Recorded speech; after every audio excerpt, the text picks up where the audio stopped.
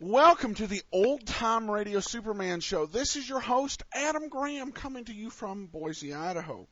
Well, last time we left, Clark Kent had gotten wind of the fact that the ship was going the wrong direction. It was going south by west instead of south by east, the appropriate direction. And he wants to know what's going on. So we're going to pick it up there.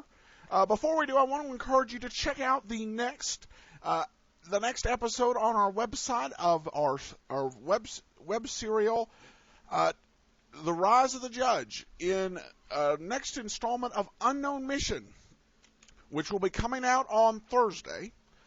When we last left Snyder, he'd been captured by Blackjack McGraw, and Jyrell is looking for him.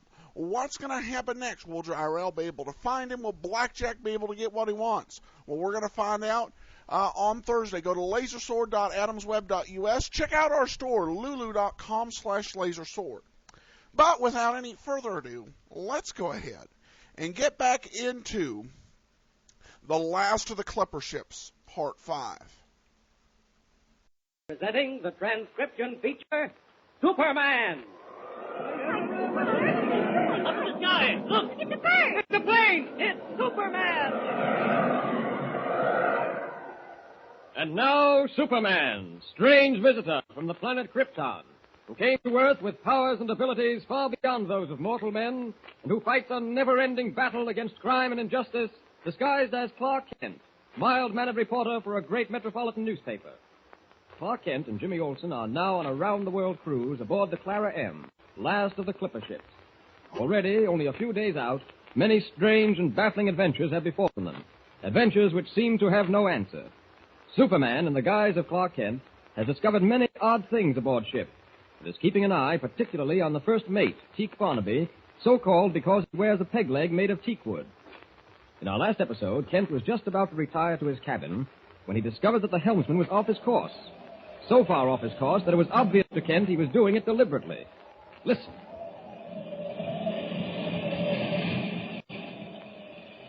This man's either a fool or he was deliberately off his course. And I don't think he's a fool. I'd better talk to Captain Hawkins about this, and I'd better do it right now. May I come in, Captain? It's Clark Kent. By all means, Mr. Kent. Want a little chat before turning in, Mr. Kent? More than just a chat, Captain. Eh? Something still troubling you? A good deal. Captain, what I expected to be more or less of a pleasure cruise is rapidly becoming a headache. I don't take your meaning, Mr. Kent. Excuse my bluntness, Captain, but I believe you do. Now, look here. Just a moment. I spoke to you earlier tonight about the strange things going on aboard this ship, and you pretended to know nothing about them. I did nothing of the sort. I merely refuse to believe in such stupid nonsense as this legend of the whistling sailorman. I don't believe in superstitions, Mr. Kent. And therefore, I don't believe that the spirit of a whistling sailor comes back to haunt this ship. I don't believe it either. But someone is definitely trying to give the impression that he does. How much do you know about Teak Barnaby, your first mate? All I know is he's a good sailor, and that's all I care to know about any member of my crew. I'm afraid in this case that's not enough. Haven't you ever thought how strange it was that after so many men refused to sign on, Barnaby came along with a full crew in less than an hour? It's happened before. Are you accusing my first mate? I make no accusations until I can prove them, Captain. What course are we following? South by east for Panama. Mm-hmm. And perhaps you can explain why the man at the wheel was following a course set for south by west. I don't believe it. I know a little something about navigation, Captain Hawkins. And I'm telling you your helmsman was steering a course south by west. What I want to know is why. I still don't believe it. But there's only one way to find out. Come along, Mr. Kent. We'll see about this right now. Well, there's a storm coming. The wind is kicking up a bit. Looks like a bad one, too. Better have the hatches battened down. Helmsman's on his course all right now, Mr. Kent. Yes, but I don't think he'll deny having been off it. You'd better question him. I will, indeed. You there, helmsman. Aye, sir. Mr. Kent informs me you were off your course. Well, were you or weren't you? Aye, sir. I was that. Huh? Explain that. Well, I kind of hard to explain, sir. The first time such a thing's happened to me in 30 years of sailing, sir. That's no explanation. Your course is south by east. Mr. Kent says you were steering south by west. That's a full quarter turn of the rudder. Aye, sir. Well? I can't explain it, sir. Unless I was kind of dozing off, sir. You were awake when I talked to you. You got a galloping tongue. That'll do. Aye, sir. Aye. The only way I can explain it, sir, is that I must have dozed off, at which time I got off my course. And then when I woke up, it appears like mayhap I didn't realize. I'll have no sleeping on duty. Understand that? Aye, sir. Sorry, sir. I'll let it go this time. But if it happens again, you'll go in irons and no mistake. Aye, sir. Now mind your wheel. Well, Mr. Kent, I hope that puts your fears at rest. The helmsman got off his course when he fell asleep. It won't happen again. I hope not. Well, good night. Good night, Mr. Kent. How he ever caught on. You fool. Why didn't you shift your course when you saw him coming? How was I to know he knew anything about navigation? He's a landlubber, ain't he? He's smarter than most. You might have realized it. We've got to be careful. He mustn't find out we've changed our course until it's too late for him to do anything about it. Well, I didn't. Never mind what you think. The next time he gets too close to you, shift your course for south by east. Aye. He's going into his cabin for the night. You can put her over to south by west now. Aye, sir. Wait, sir. Maybe I was wrong about the helmsman, but somehow I've got a feeling that I wasn't. Well, time will tell. Better get on into my cabin. Where is that light? What?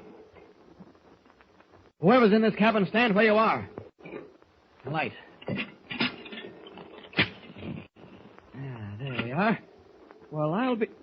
What are you doing in my cabin, Mr. Barnaby? Oh, don't go off the handle, Mr. Kent. I can explain everything. Better start right now, Barnaby. Well, I know it looks kind of strange to you, my being in your cabin like this, but the captain gave orders, you remember, to search the ship for the Whistler. Well? I've been searching the cabin, looking in closets and under beds and all that, you know. Didn't think you'd mind if I had a look around your cabin, matey. You usually look for something in the dark? Oh, heave to, matey. You're off your course. I can see you don't trust me. I've little reason to trust you, Barnaby. Oh, matey. It's just that I didn't have time to put on the light. Only came into this cabin a few minutes before yourself. Now that the light is on, well, I'll just have a look around. Don't bother. I'll search this cabin myself. Yeah, as you like, matey.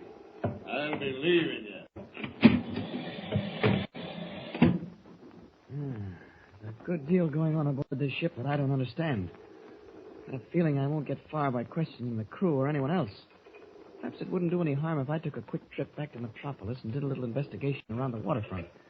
Might pick up some information of value, something that might give me just the clue I need as to what's going on aboard the Clara M. As Superman, I can fly back to Metropolis, make my investigation, and return to the ship before anyone has a chance to know my absence. Storm struck us at last. Well, nothing to worry about. This is the Clara M's first storm, and it won't be her last. So, up, and away!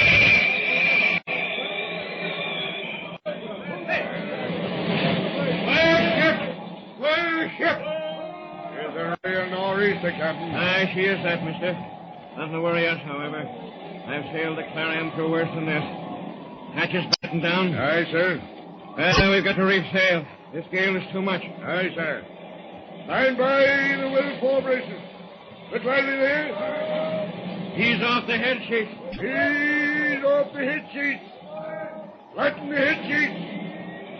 Lash the rise, you scurvy seahorses. Put your backs to it. Stand to it. Stand to it. Barnaby. Better take a reef in the main. Aye, sir. Hodgkins. Macklin. Conroe. Darrell. Aloft to the mainsail, lads.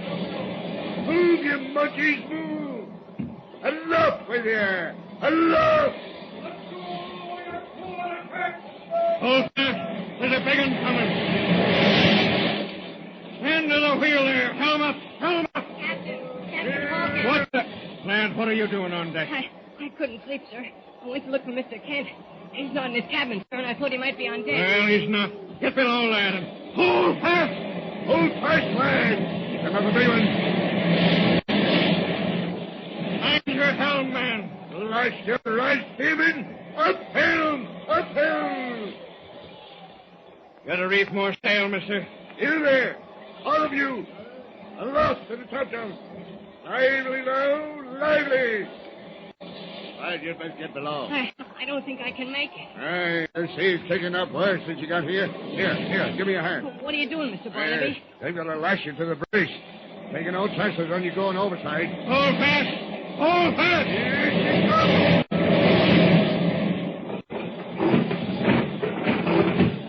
Barnaby, what was that? Flashed my eyes. The anchor cable slipped. You men there on the windlass. Get that anchor up before she bashes in the side. Come on, up to it. Put your backs into it. Now then, all together. Heave! Heave! Can't budge it, sir. Can't budge it. The windlass is stuck, sir. Ah, that devil take you all for a bunch of... Here, let me near that. Now then, all together. Heave! Now, Lashed it all. How about it, Mr. Barnaby? well, they're right side she's jammed. We can't get the anchor up there. Listen to that. It's the anchor swinging against the hull. We've got to get that anchor up or lash her down, mister, before we're stove in. We'll never get her up. Flash my eyes. Someone's got to go overside and lash her down. That's suicide. Anybody gets caught between the side of the ship and that anchor, you'll be cracked. Captain. What? You ain't going to try it. Someone's got to do it. With that blasted anchor will break a hole in us big enough to send us to the bottom. Stand clear, man. I'm going over the side. Well, things seem to have taken a turn for the worse aboard the Clara M. Can that tremendous anchor be lashed down in time to save the ship? And what will happen while Superman is speeding toward the far-off city of Metropolis? Be sure to hear the next thrilling episode of our story, With Superman. Tune in the next thrilling installment of the transcription feature, Superman. Up in the sky. Look, it's a bird. It's a plane. It's Superman.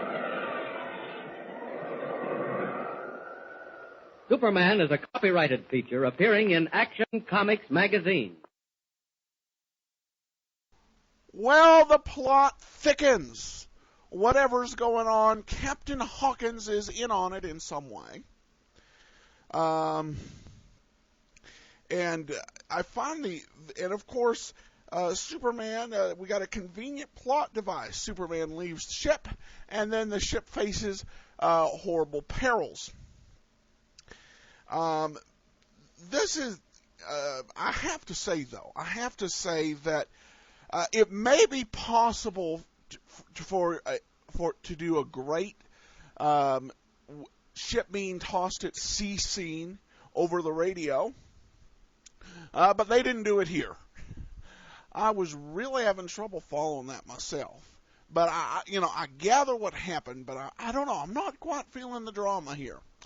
We'll see if they can really connect with me next week and connect with you as well.